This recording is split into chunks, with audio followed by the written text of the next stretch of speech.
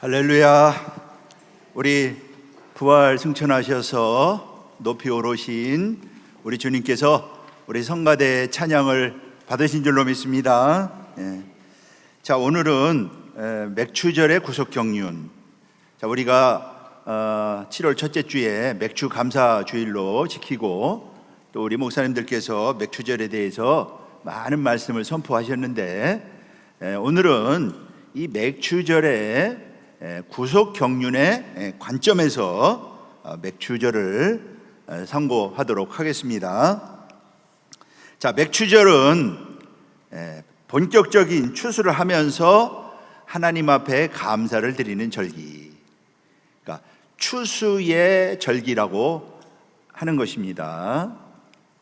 자, 이 절기는 히브리어로 모에드라고 합니다. 창세기 1장 14절에 보면은 하나님께서 작은 광명 큰 광명을 만드시고 사시를 이루라. 사시가 모에드죠. 절기입니다. 이 절기는 하나님이 정하신 시간, 하나님의 시간. 여기 시간은 카이로스를 가리킵니다. 하나님의 시간, 카이로스 시간, 하나님의 구속의 시간, 그것을 바로 절기라고 합니다. 한마디로 말해서 이 절기는 하나님의 시간으로 하나님을 만나는 시간을 가리키는 것입니다. 이 절기는 매일 절기가 있어요. 또 일주일마다 드리는 절기가 있습니다. 매일 절기는 상번제, 매일 드리는 제사, 또 매일 절기예요. 그리고 매월 절기가 있습니다. 매월 절기는 월삭, 하나님 앞에 제사를 드리게 돼 있죠. 또 매년 절기가 있습니다. 매년 드리는 절기. 이 매년의 절기는 7개의 절기가 있죠.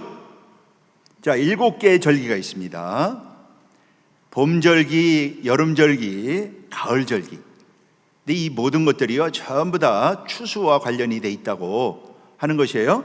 자, 봄절기는 유월절과 모기절, 그리고 초실절, 이게 바로 봄절기죠. 그리고 여름절기는요 맥추절, 또 칠칠절 혹은 오순절이라고 합니다. 1년의 가운데에 있는 절기, 어떻게 보면은 가장 큰 절기라고 말할 수가 있다. 이것이 바로 맥추절이 되겠습니다. 그리고 가을 절기는 나팔절, 또 대속제일, 그리고 초막절, 이렇게 7절기로 구성이 되어 있습니다. 자, 그런데 이러한 절기는 모두가 다 하나님의 구속의 시간표라고 그랬죠. 예언입니다. 예언. 보이는 추수를 통하여 영적 추수를 알려주는 하나님의 예언이 바로 절기가 되겠습니다. 구속에 관한 예언.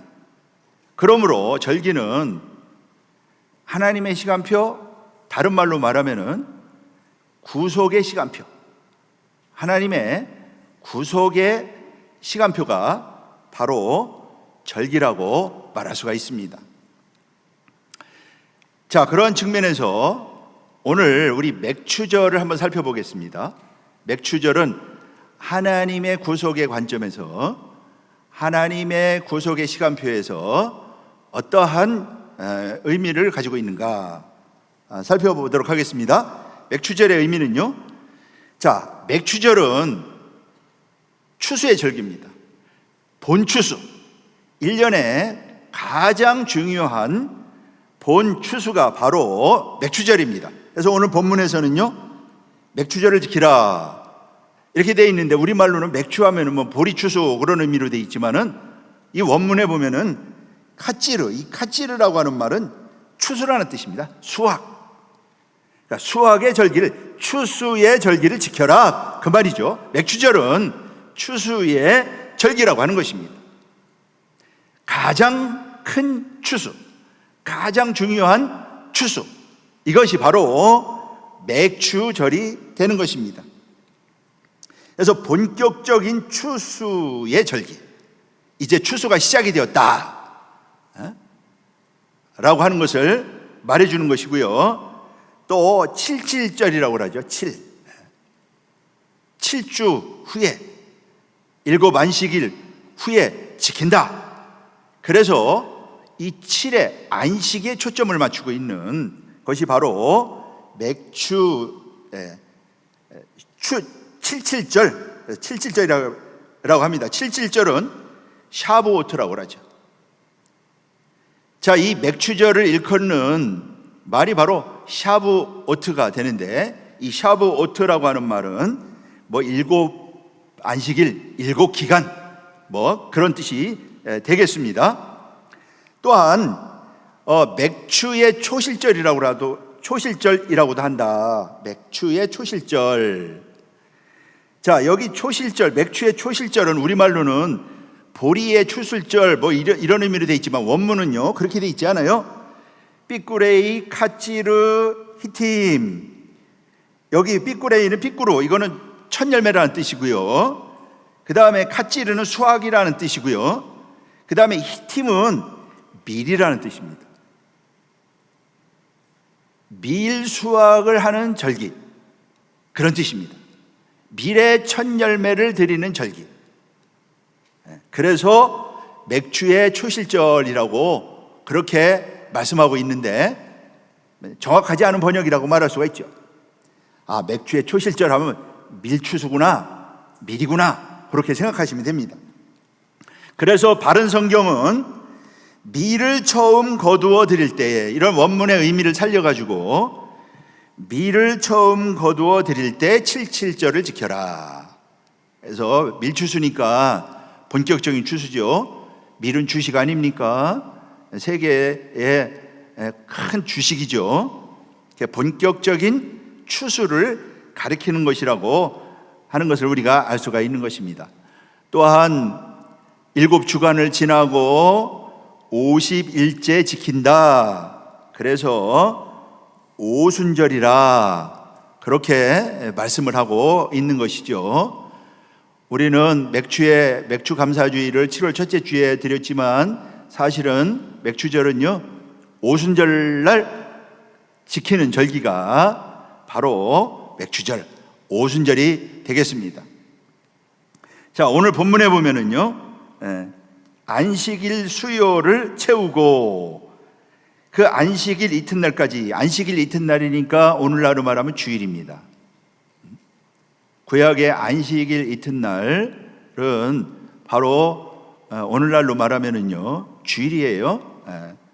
그 안식일 이튿날까지, 주일까지 50일을 계수하여서 절기를 지킨다. 그래서 오순절이라고 한다라고 하는 것입니다.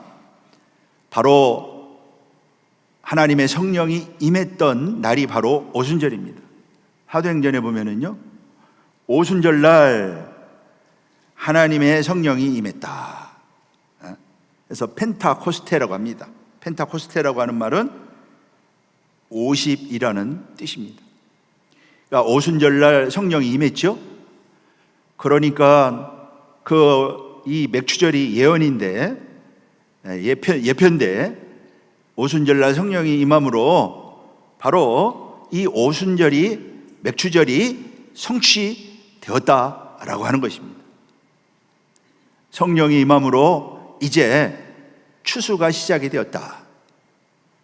본격적인 추수가 시작이 되었다라고 하는 것을 말씀하고 있는 것이죠. 그래서 여기 정리해 보면은요, 맥추절, 그것은 뭐 수확의 절기라는 뜻이고요. 맥추의 초실절은 밀추수 그런 뜻이고요. 칠칠절은 7주 후에 지키는 절기다. 또 오순절은 50일째. 50일은 해방의 의미가 있잖아요. 구속의 의미가 있잖아요. 그래서 희년, 희년의 해방을, 종을 해방시킵니다. 50은요, 해방의 의미, 구속의 의미가 있다. 그러니까 오순절 성령 강림은 구속의 역사, 구속의 성취라고 하는 것을 말해주고 있는 것이죠. 물론 예수 그리스도의 십자가를 통하여 구속을 이루었었는데 그 구속이 실제로 임한 것은 바로 오순절 성령을 통하여 임하였다고 하는 것을 말해주고 있는 것입니다.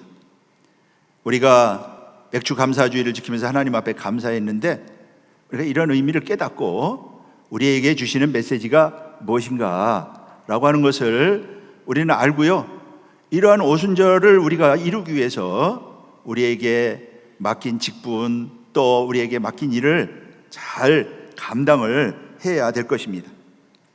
자, 이 맥추절은 초실절부터 세워가지고 50일째 지키죠. 자, 이 오순절은요, 맥추절은 초실절은 안식일 이튿날, 무교절의 안식일 이튿날, 범절기에 유월절, 그리고 무교절, 그리고 초실절이 있다고 그랬죠.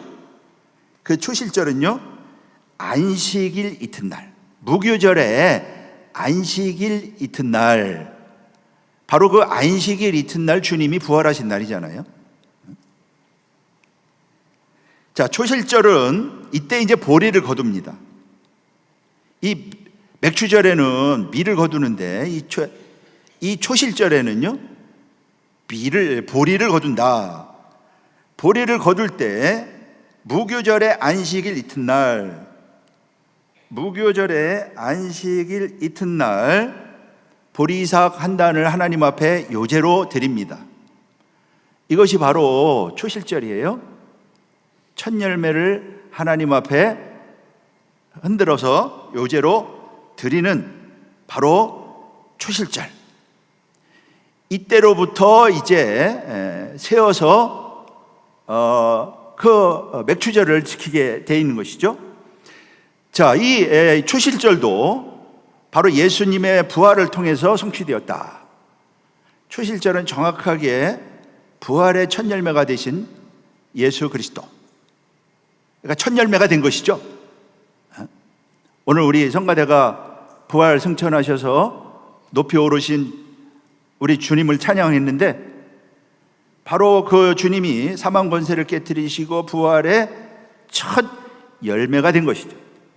여러분, 첫 열매가 되었다고 하는 것은요, 앞으로 많은 열매가 있다는 뜻입니다. 수확이 시작됐다는 뜻입니다. 그 첫 것은 하나님 것이기 때문에 하나님께 드리게 돼 있죠. 그래서 보리 이삭의 첫 단을 하나님 앞에 드립니다. 그 보리 이삭의 첫 단을 하나님 앞에 드리기 전까지 보리를 먹어서도 안 되고요, 이렇게 하나님 앞에 그 초실절을 지키는데 예수님이 부활하심으로 이 초실절이 성취되었다 라고 하는 것이죠. 고린도전서 15장 20절에 말씀 정확하게 말씀하고 있습니다. 그리고요, 안식일 이튿날 초실절을 지키고 이때로부터 셉니다. 이때로부터 그 하나하나 세게 돼 있어요. 어떻게 세느냐면은 7 안식일을 셉니다. 그리고 날짜를 하나하나 계수해서 50일을 계수를 합니다. 자, 오늘 본문에 정확하게 말씀하고 있죠.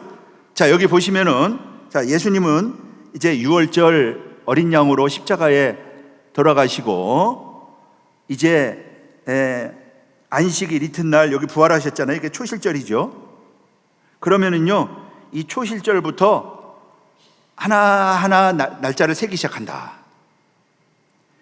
그래서 이거를 뭐라고 하느냐, 이 곡식단을 오메르라고 하는데 오메르를 센다. 그러니까 날짜를 하나하나 세는 것이에요. 여기서부터요, 날짜를 하나하나 세 나갑니다. 날짜를 하나하나 센다고 하는 것은 기다리는 것이죠. 그만큼 오순절이 중요하다. 제자들도 예수님이 승천하신 후에 예루살렘을 떠나지 말고 기다리라. 하나하나 오순절까지 하나하나 날짜를 세면서 제자들도 기다린 것입니다. 이스라엘 백성들은 절기를 지키면서요, 이제 초실절이 되면 초실절 그날부터 한 날 한 날 곡식단을 세듯이 한 날 한 날을 셉니다. 그것을 오메르를 센다, 그렇게 표현합니다. 그만큼 오순절은 기다리는 날이고요, 그만큼 큰 날이고 중요한 날이고, 하나님은 그날을 하나하나 세라고 그랬어요. 어떻게 세느냐? 7 안식일을 세고, 그리고 50일을 세어라. 하나하나 세도록 그렇게 말씀했다. 7 안식일의 수요를 채우고 한 날 한 날 세워가지고요, 7 안식일까지 49일이잖아요. 그러니까 50일째 한 날 한 날을 센다고 하는 것은 기다리는 것이죠. 준비하는 것입니다. 제자들이요, 그 예수님이 승천한 다음에 마가 요한의 다락방에 모여가지고 기도에 힘썼잖아요. 주님이 약속하신 성령을 기다리면서요, 기도했습니다. 그렇게 한 날 한 날을 카운트하는 거예요. 오순절 그 올 때까지 준비하는 것이죠. 우리도 마찬가지예요. 주님이 오실 날, 한 날 한 날 언젠지는 알 수 없죠. 한 날 한 날을 카운트하듯이 기다리면서 그날을 셀 때, 그런 한 날 한 날들이 믿음으로 사는 날이 되는 것이고요, 주의 뜻을 행하는 날이 되는 것이죠. 이스라엘 백성들은 절기를 지키면서 한 날 한 날을 세면서 오순절을 기다렸다.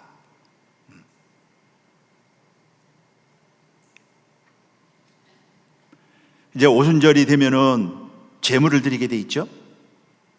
이때요, 나팔을 붑니다. 나팔을 불게 돼 있다. 자, 민수기에 보면은 절기 때마다 나팔을 불어라, 그렇게 말씀하고 있죠. 그런데 이때 부는 나팔, 오순절에 부는 나팔, 이 나팔을요, 첫 나팔이라고 한다. 첫 나팔이 있으면은 마지막 나팔도 있고요,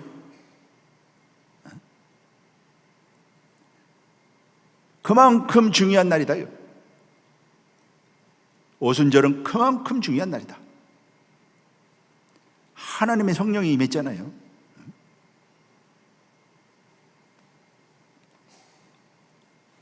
나팔을 불어가지고요,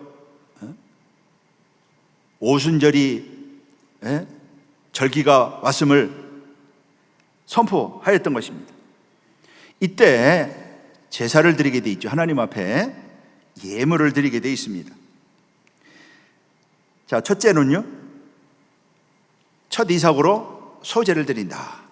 물론 떡을 만들어서 드리는 것이죠. 첫 이삭은 바로 밀의 첫 이삭입니다. 초실절은 보리고요, 여기는 밀로 만듭니다. 우리 소제에 대해서 공부했잖아요. 우리가 제사법을 공부했기 때문에 절기를 지금 배울 수가 있는 것이고요. 소제를 드리는 것입니다. 곱게 빻아가지고 떡을 2개 만들어서 하나님 앞에 요제로 드립니다. 이게 오순절날 그 첫 이삭으로 드리는 거죠. 이제 추수가 시작됐다는 뜻입니다. 첫 이삭으로 말이죠. 자, 오늘 본문이 말씀하고 있잖아요. 떡 2개를 만들어서 그 첫 이삭으로 만든 떡으로 하나님 앞에 요제를 드리게 돼 있다. 자, 이 절기는 예언이라고 그랬죠. 그림자입니다. 예수님의 그 오순절 성령 강림을 통하여 성취되었어요. 그러면 이 떡 2개는요, 바로 추수의 열매 아닙니까? 그러니까 유대인과 이방인을 가리키는 것이에요. 성경은 분명히 유대인의 구원, 이방인의 구원을 나눠서 말씀하고 있다. 유대인과 이방인. 그러니까 이것은 모든 사람을 다 포함하는 말이 되는 것이죠. 유대인과 이방인을 가리키는 것이다. 그래서 로마 3장 29절에 보면은 하나님 유대인의 하나님이시기만 하냐? 이방인의 하나님이시기도 하다. 성경은 분명히 유대인의 구원과 이방인의 구원에 대하여 분명하게 말씀하고 있다. 갈라디아서에는요, 유대인, 헬라인이 이방인을 가리키는 말이죠. 사도 바울은 이러한 하나님의 구속 경륜을 알고요, 정확하게 유대인의 구원, 이방인의 구원에 대하여 말씀하고 있고요. 또 유대인의 구원과 이방인의 구원이 진행이 된다. 분명히 말씀하고 있습니다. 그래서 첫 이삭은 바로 추수가 시작이 됐다. 그러니까 구약 때는 실제 밀추수를 했지만 이제 영적 추수, 영혼의 추수, 사람의 추수를 가리키는 것입니다. 그러한 추수가 시작이 되었다. 추수기가 시작이 되었다. 라고 알리는 것이에요. 그것이 바로 오순절인 것입니다. 지금 하나님의 농사가 시작이 된 거예요. 하나님의 추수가 시작이 된 것입니다. 지금 우리는요, 이러한 추수기를 살고 있다. 언제까지? 나팔절이 올 때까지 추수기입니다. 이때 1년 되고 흠없는 어린 양 7과 수송아지 하나, 수양 2를 번제로 드리게 돼 있다. 화제로 드리게 돼 있다. 자, 1년 되고 흠없는 어린 양, 수송아지, 또 수양 2 제물. 여기서 이 제물은 사도 바울은요, 이방인이 제물이다. 속량함을 받은 이방인이 제물이다라고 말씀하고 있어요. 자, 레위기 23장 18절에는 제물에 대해서 말씀하고 있는데, 로마서에 보면 사도 바울은 자신이 복음의 제사장이라고 그랬어요. 그러면서 이방인을 제물로 드리는 것이 자신의 목적이다, 사역의 목적이다, 복음 전하는 목적이다, 제물로 드린다. 로마서 12장 1절로 2절 말씀 봐도 우리 몸을 산제사로 드리라고 그랬잖아요. 신령한 예배라고 그랬잖아요. 신령한 제물이 되는 것을 가리키는 것이죠. 그러니까 복음의 사역의 사도 바울이 언제까지냐? 이방인을 제물로 드릴 수 있을 때까지. 우리 교회도 마찬가지입니다. 구속사의 말씀의 목적도 마찬가지예요. 1년 되고 흠없는 어린 양은 하나님이 기뻐 받으시는 제물이고요, 완전한 제물 아닙니까? 그러니까 우리가 드릴 제물은 전도하는 거예요. 전도. 말씀 전해가지고요, 그 사람이 하나님 앞에 온전한 믿음의 사람으로 서가도록, 그게 바로 전도고요, 교회의 목적이고요, 우리가 해야 될 일입니다. 그럼 완전한 제물을 가리키는 것이다. 그러니까 우리 자신이 하나님 앞에 드려질 수 있는 제물이 되어야 되는 것이죠. 그게 열매가 되어야 되는 것이에요. 이 오순절이 이렇게 중요한 것입니다. 우리에게 왜 성령을 주신지 아십니까? 열매가 되라고 말이죠. 그리고 성령 받지 않으면 열매가 될 수가 없는 것이고요, 은혜가 아니면 어떻게 열매가 될 수가 있겠습니까? 비가 내리지 않는데 어떻게 추수가 될 수가 있겠어요? 은혜 받지 않으면 안 되는 것이에요. 주의 성령의 역사, 말씀의 역사가 아니면 되지 않는 것입니다. 이방인을 제물로 드려라, 이 말씀대로 되는 것이죠. 그리고 어린 양 7은 교회를 가리킨다. 교회를 가리키는 것입니다. 교회가 이렇게 소중한 것이고요,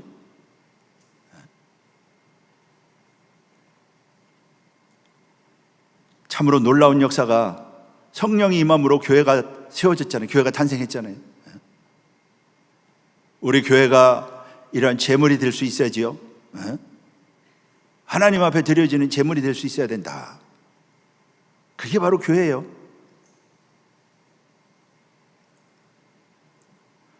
우리 이번 하계 대성회를 통해서 우리 모이는 모든 성도들마다 큰 은혜 내려주실 줄로 믿습니다. 왜냐하면요, 온전한 제물이 되게 하기 위해서요. 하나님 앞에 드려지는 온전한 제물, 제물을 하나님이 받으시고 기뻐하시고 그런 거 아닙니까?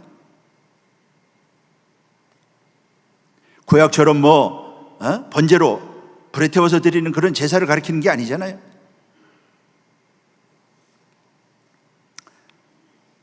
그리고요, 수염소를 속죄제로 드린다. 우리 주님이 신령한 수염소로 우리의 죄를 다 감당하시고 속죄 제물이 된 거 아닙니까? 그리고요, 어린 양 둘로 화목제를 드린다. 우리 주님이 화목제물이 되셨고, 그래서 유대인과 이방인이 화목하게 되고 말이죠. 화목제물이 되었다. 그래서 화목해야 됩니다. 말씀 안에 있는 사람들은 화목해야 된다. 어떻게 하면 화목하냐? 말씀이 있으면 됩니다. 하나님의 성령이 있으면 되는 것이.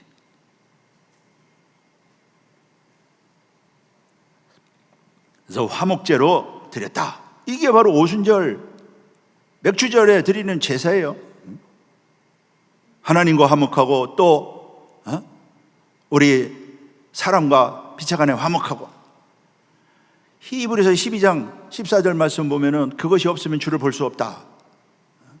화목이 없으면 말이죠. 자, 이제 결론적으로 이 맥주절이 얼마나 중요한 절기냐, 우리에게 주시는 구속사의 의미가 뭐냐, 구속 경륜을 살펴보도록 하겠습니다. 자, 이 오순절은요, 추수의 감사. 그러니까 추수가 그러니까 영혼의 추수, 사람 추수를 가리키는, 하나님의 추수를 가리키는 것이에요. 밀추수가 아니고요. 첫 추수가 이루어졌다. 성령이 강림함으로, 120문도에게 먼저 성령이 강림함으로 120문도가 추수된 거죠. 사도행전 2장 성령이 임함으로 말이죠. 이게 추수예요. 이게 추수. 그리고 그날 베드로가 설교하잖아요.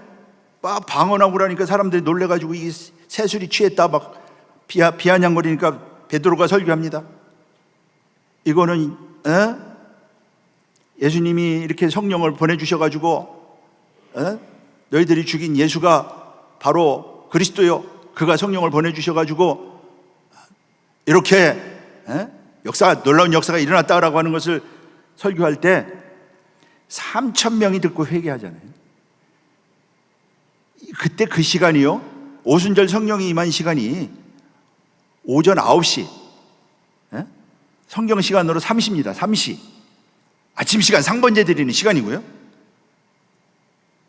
이때 그 시간에 베드로가 설교할 때 회개하고 돌이키고 세례를 받은 사람들이 3,000명이다. 추수가 시작된 거죠. 추수. 사도행전 2장 38절 거기 41절에 보면은 그러면 성령을 선물로 받는다. 그 베드로가 그렇게 말씀하죠. 그 말을 듣고 회개하고 말이 세례를 받았죠. 그 추수가 이루어진 것입니다. 이분들 다 성령 받은 거 아니에요?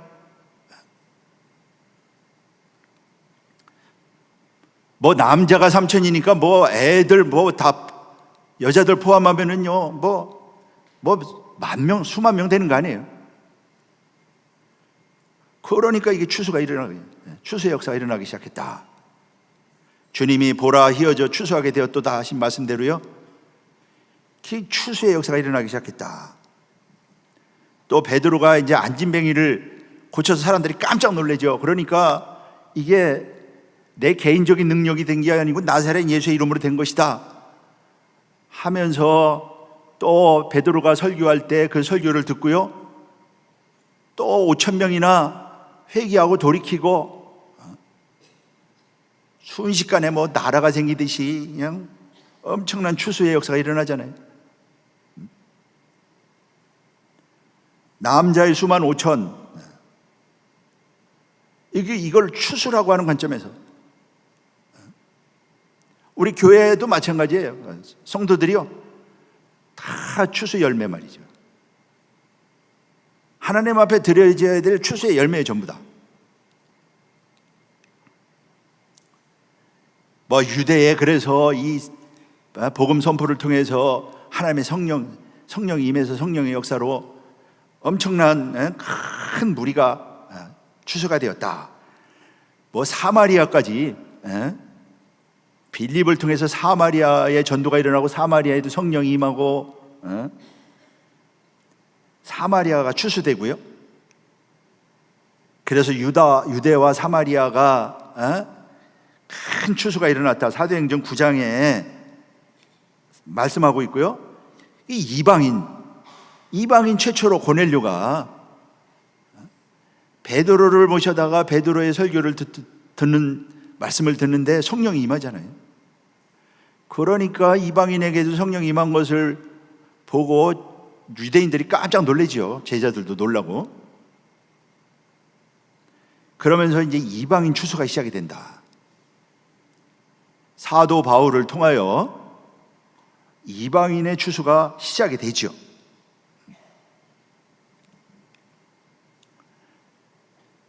사도 바울을 이방인의 사도로 택해서요, 사도 바울을 통하여 복음을 전할 때 사도 바울이 1차, 2차, 3차 전도여행, 성경 기록이 안 돼 있지만 나중에 4차까지 전도여행을 통하여 아주 뭐 로마를 거의 정복하다시피 할 정도로 추수의 역사가 일어나잖아요. 사도행전 13장서부터 28장까지는 그런 추수의 역사, 그렇게 해서 시작된 추수의 역사가요, 지금까지 로마로, 그리고 영국을 통해서 뭐 선교사들 각 나라에 다 보내고 미국으로, 그 다 추수입니다. 밀추수하는 거예요, 밀추수. 그러니까 오순절 때를 지금 살아가고 있다. 한국에 복음이 들어와서 역사가 일어나고 있잖아요. 또 뭐 지금 저쪽 무슨 이슬람 땅에도 지금 복음이 들어가서 무슨 스탄 뭐 이런 나라들에도 복음의 역사가 일어나고 말이죠.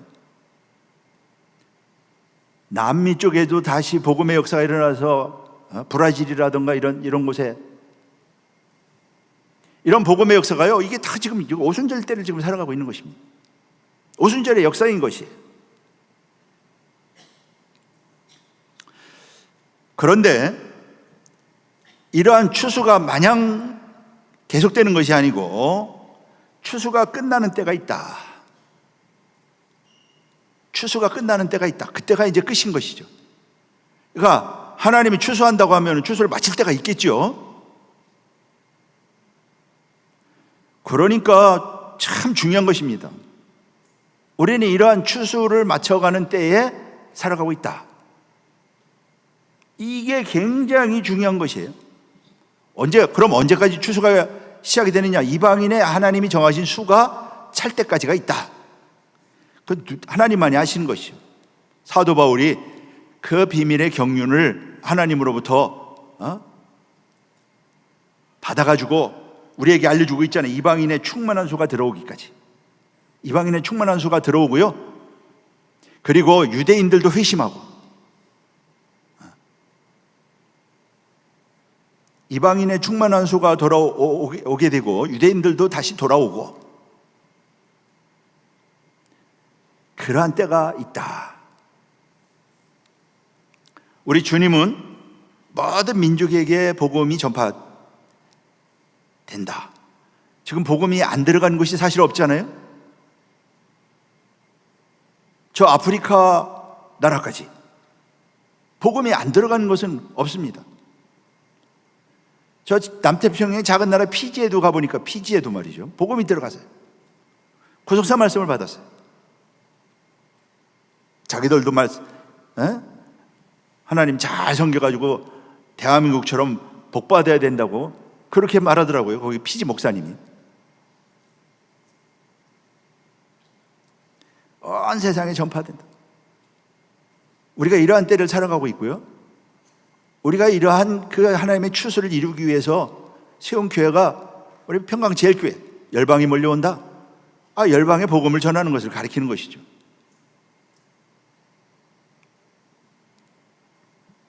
그래서 성경은 마지막 추수가 일어나는 때가 있다.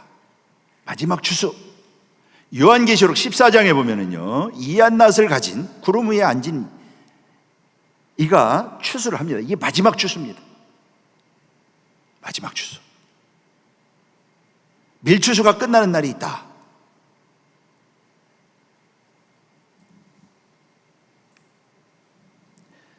그래서 우리는 이러한 추수의 때를 살아가고 있다. 하나님의 구속 경륜에, 하나님의 시간표에서 우리는 어떠한 때를 살아가고 있느냐? 마지막 추수의 때를 살아가고 있다. 그것을 위하여 우리 교회를 세운 것이고요, 우리를 부른 것입니다. 그러므로 말씀을 전파해야 되는 것이에요. 너는 나의 증인이 되어라. 그 제자들을 통하여 제자들이 나가서 말씀 전파한 거 아니에요? 복음을 전해야 돼. 전도해야 된다. 더 이상 전도할 수 없는 때가 온다. 모든 것이 맞춰지는 때가 온다. 부지런히 전도해야 될 때입니다. 이러한 영혼들을 추수하기 위해서 찾아가지고 하나님 앞에 세우기 위해서 전도해야 된다. 지금 전도의 문이 열려 있을 때다. 더 이상 전도도 맞춰지는 때가 있다. 그래서 때를 얻든지 못 얻든지 말씀을 전파하라. 구속사 말씀을 전파하라 이거예요.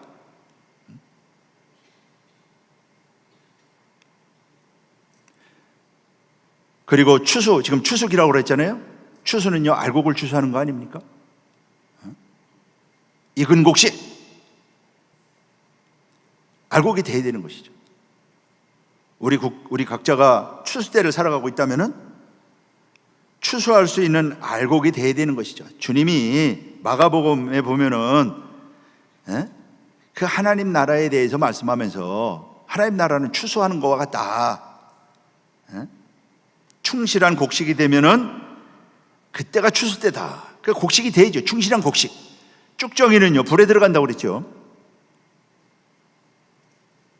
충실한 곡식이 돼야 됩니다.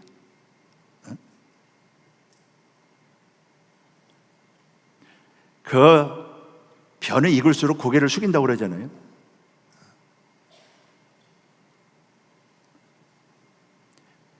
그러니까 곡식이 된 사람들은 말이 없는 거죠. 익은 곡식은 말이 없는, 오늘 목사님들 말씀하시잖아요. 기도해주고, 자신 사도 바울도 내가 복음을 전한 후에 내가 버림을 받을까 두렵다고 그러면서 사도 바울 같은 사도도 그랬는데,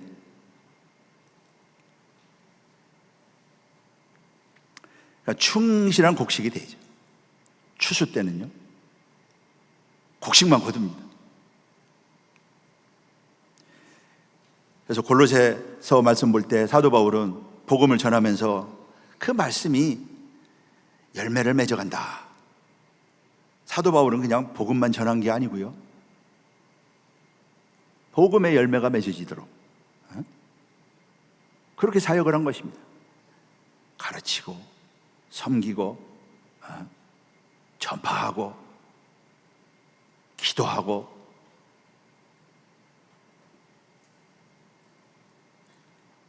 그런 열매가 되죠. 그 낯을 대니까 우수수 그냥 곡식 나달이 떨어지듯이 그렇게 열매가 돼야 되지 않겠습니까? 알곡만 곳간에 들어간다. 알곡이 돼야 된다. 익어가야 된다. 라고 하는 것이고요. 그 다음에 마지막으로 오순절 성령은 신부의 징표로 주셨다. 신부의 징표로 주셨다. 자, 성령은 신랑인 그리스도가 신부인 교회에게 주시는 징표, 신부의 징표. 나하고 정혼했다, 약혼했다, 이제 결혼한다. 그런 징표로 주신 게 바로 성령인 것입니다. 구속사는 혼인잔치예요. 마태복음 22장 2절에 보면은요, 혼인잔치를 준비하고 혼인잔치를 해나가는 게 구속사입니다. 혼인잔치를 통해서 구속사가 끝나는 것이 바로 그러한 신부인 성도에게 주시는 징표, 그게 바로 성령입니다. 예수님이 신랑이라고 그랬죠. 신랑입니다. 사도 바울도 내가 중매하는 것이다. 고린도후서 11장 2절 말씀 볼 때, 그러니까 우리가 전도하는 것, 중매하는 것이에요.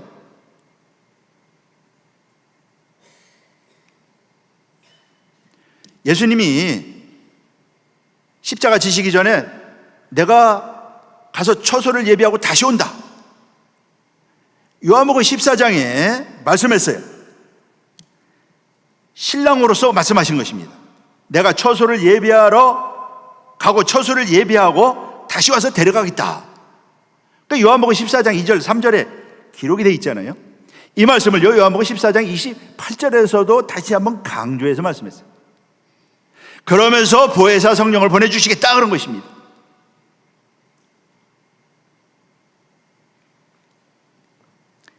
신부의 징표예요. 표식이에요.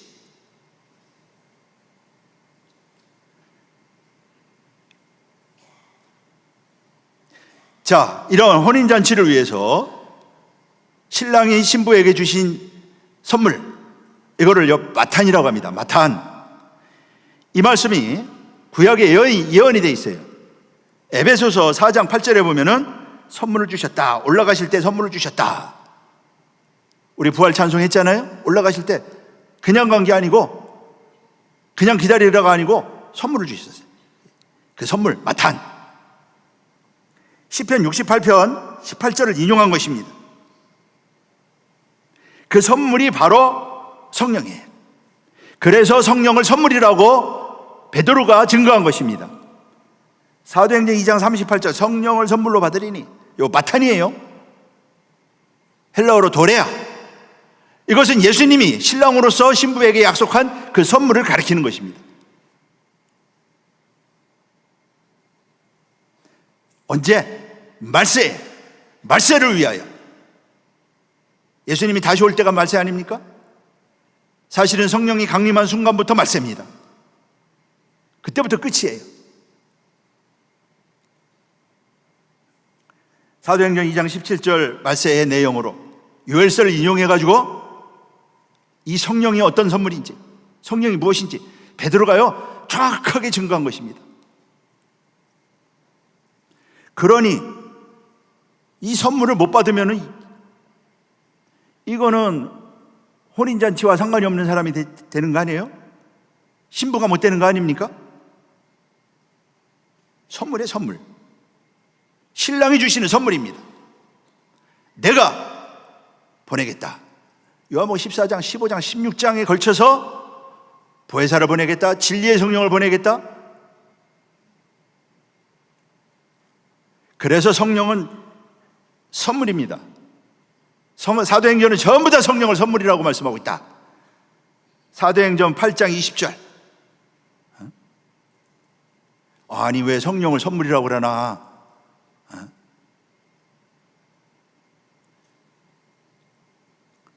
하나님의 성령이 어떻게 선물이 돼요? 그건 선물이라고 말씀하고 있다. 성령도 하나님 자신입니다.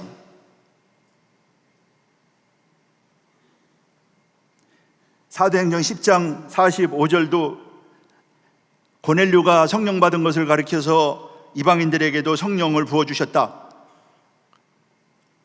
그 우리말로는 성령이라고 돼 있지만 그 원문에는요 선물이라고 하는 단어가 들어가 있어요. 도레아, 성령의 선물을 주었다. 베드로는요 성령이 선물이라고 하는 것을 정확하게 알고 증거하고 이방인에게, 고넬료에게 성령이 임할 때 그것이 하나님이 신랑이 주시는 선물이라고 하는 것을요 정확하게 증거한 것입니다. 그래서 사도행전 10장 45절 성령의 선물 도레아 투 하기우 푸뉴마토스, 성령의 선물. 이 도레아가 선물입니다. 하기우 푸뉴마토스, 이 성령입니다. 거룩한 영. 사도행전 11장 17절도 우리에게 똑같은 선물을 고넬료 집안에게도, 사람들에게도, 이방인에게도 주었다. 거기도 선물이라고 말씀하고 있다. 그 선물은 신랑이 주시는 선물을 가리키는 것이. 그러므로 성도는 나는 신부라고 하는 자기 정체성을 절대 잊어서는 안 된다. 구원받은 성도는 신부라고 하는 정체성을 잊어서는 안 된다.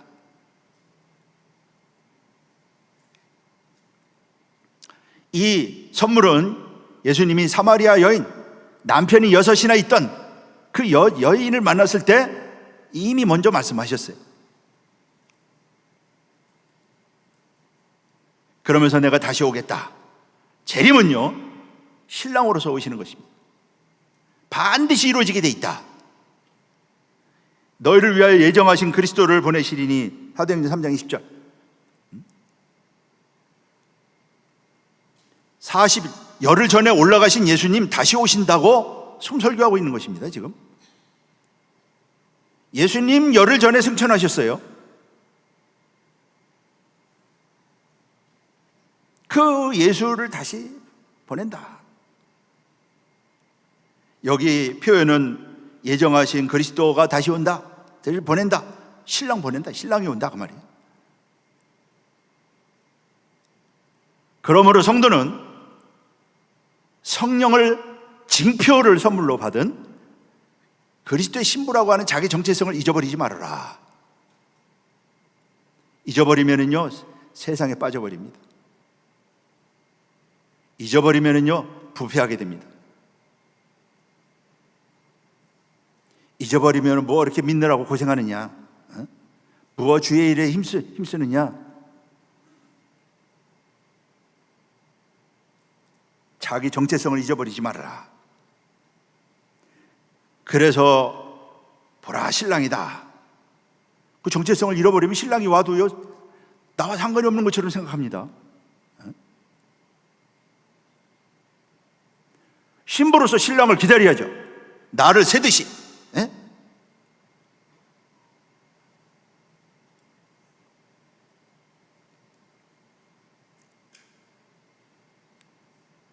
그러지 않으면요 이날이 신랑을 맞는 날이 아니고, 요한계시록에 보면은요 이날이 둘로 나옵니다. 둘로.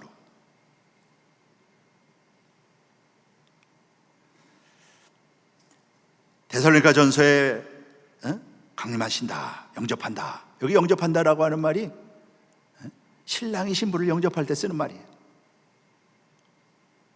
그러니까 재림의 날, 그게 혼인의 날이고요. 그날을 준비해라 이거예요. 그날을 준비해라.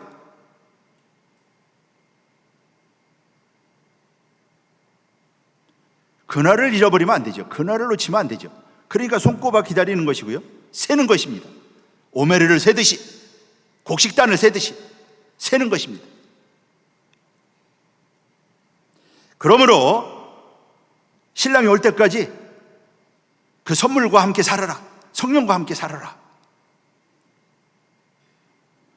성령을 기뻐하면서, 성령을 앙망하면서 바라보면서, 성령을 힘입어서 성령과 함께 살아라. 그거예요.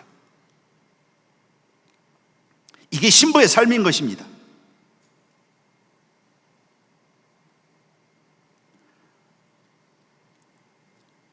성령과 함께 살아라. 한마디로 말하면 성령과 함께 살아라. 성령으로 살아라. 성령으로 행하라. 그래서 거룩해지고 정결하게 되어라. 오순절을 살아가는 성도의 삶, 정확한 삶입니다. 그러므로 정과 욕심으로 살지 말고 성령으로 살아라. 신랑이 신부에게 요구하는 것이에요.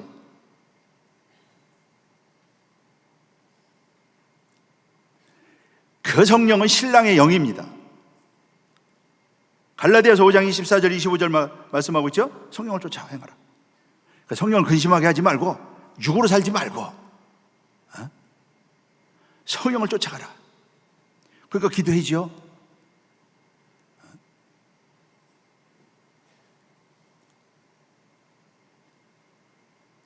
믿음으로 해야 되는 것입니다.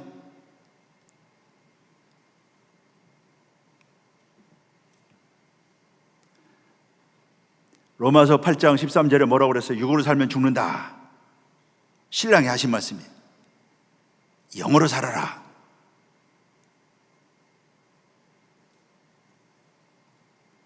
그러니까 우리가 그러한 때를 살아가고 있는 거예요. 그럼 가만히 있으면 되는 게 아니고요. 가만히 있으면 신랑이 와서 데려가는 게 아니고요. 하나님의 성령으로 살아라. 어떻게? 열매가 될 때까지. 성령을 근심하게 하지 말아라. 신부로서 살아라. 그러므로 성령 충만해야 된다. 말씀 충만해야 되고 성령 충만해야 된다. 에베소서 5장 18절이 말씀하고 있죠. 성령 충만을 받으라. 우리 평강의 성도들 모두가 다 성령이 다 충만한 모두가 되시기를 주님의 이름으로 축원하겠습니다. 성령 충만해야 된다.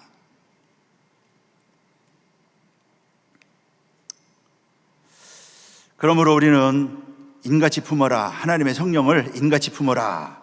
아가서 8장 6절이 말씀하고 있죠. 그래야지만 신부가 될 수 있다. 요한계시록 19장 7절로 9절이 말씀하고 있죠. 어린 양의 혼인 기약에 이르렀다. 징표를 가진 사람만 되는 것이다. 징표가 있어야 된다. 그래서 마침내 결혼한 바가 된다. 헵시바가 되고 뷸라가 된다. 이렇게 말씀하고 있는 것입니다. 이처럼 오순절은 우리에게 주시는 엄청난 축복이라고 하는 것, 또 오순절날 우리에게 주신 성령, 구속사 말씀, 이거는요 징표와 같은 것입니다. 우리에게 얼마나 축복이고 중요하냐 다시 한번 기억하시고 오순절의 축복을 통해서 모두가 다 신부로 열매를 맺어서 그날에 혼인잔치에 참여하는 평강의 성도들 모두 되시기를 주님의 이름으로 축원하겠습니다. 예, 기도하겠습니다. 살아계신 아버지 감사합니다. 오늘 목요 구국 예배를 맞이해서 이렇게 맥추절의 구속 경륜에 대하여 우리를 신부로 삼아주시고 하나님의 성령으로 살아가라. 오늘 우리에게 말씀하신 그 하나님의 뜻을 깨닫고 우리 평강의 모든 성도들 그리스도의 온전한 신부들 모두 될 수 있도록 살아계신 아버지 축복하여 주시옵소서. 성령의 열매, 풍성한 열매를 맺혀서 모두가 다 합격자가 되어서 또 우리에게 주신 것은 지금은 추수의 때 우리가 전도해야 됩니다. 많은 사람들 전도하고 그러므로 우리 교회가 놀라운 부흥을 이루는 교회, 열방을 하나님 앞으로 인도하는 사명을 완수하는 복된 우리 평강 제일교회가 될 수 있도록 살아계신 아버지 축복하시고 인도하여 주시옵소서. 구속사 말씀을 통하여 그리스도의 온전한 신부로 열매를 모두가 맺어서 하나님 앞에 기쁨이 되고 영광을 돌리는 우리 평강의 성도들 모두 될 수 있도록 축복하여 주시옵소서. 우리 김은주 집사님 남편 되시는 우리 윤영민 성도님 뇌출혈로 의식이 아버지 하나님이여 이를 정도로 쓰러졌는데 살아계신 아버지 하나님 불쌍히 여겨주시어서 능력의 오른손으로 안수안찰하여 주시어서 뇌출혈 아버지 하나님 온전히 회복되게 하여 주시옵시고 의식이 온전히 돌아오게 하여 주시옵시고 강건하게 회복이 되어서 마침내 이 말씀을 통하여 구속의 열매 하나님의 신부로서 아버지 하나님이여 살아갈 수 있도록 축복하시고 인도하여 주시옵소서. 예수 그리스도 이름으로 감사하며 기도합나이다. 아멘. 감사합니다.